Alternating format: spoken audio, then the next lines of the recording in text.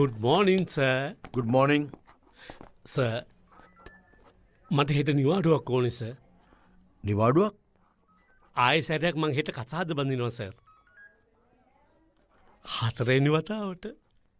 4 පාරක් කසාද බඳින එක ලංකාවේ නීතියෙන් තහනම්. ඕකේ සාජන්? Sir, අපි උකෝමුකෝ. මොකද්ද? I am උකෝමුකෝ chairman. මොකද්ද උකමුකෝ කියන්නේ? උකෝමුකෝ කියන්නේ sir උතුරු කොළඹ මුස්ලිම් කොංග්‍රසය. ඒකේ සභාපති sir මම. අයිසේ ඔච්චර ලස්සන දිග නමක් තියෙද්දි මොකටද ඕක කෙටි කළේ? නෑ sir. අපි ඔය හැම එකක්ම කෙටි කරනවා sir. කෙටි කරනවද?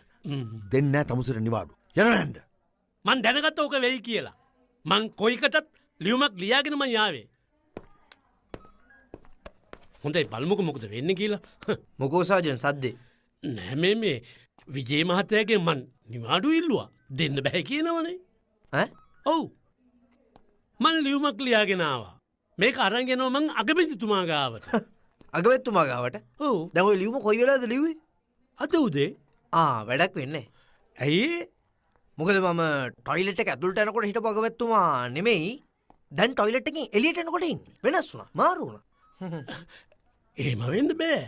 මේ ටොයිලට් එක ඇතුළට ගිහින් එන පරක්කුට අගමැතිවරු මාරු වෙනවද? මට විශ්වාස නැහැ. මට විශ්වාස නැහැ. මං කොයි එකටත් Google එකෙන් අහලා බලන්නම්කෝ. Hello Google. Who is the Prime Minister of Sri Lanka?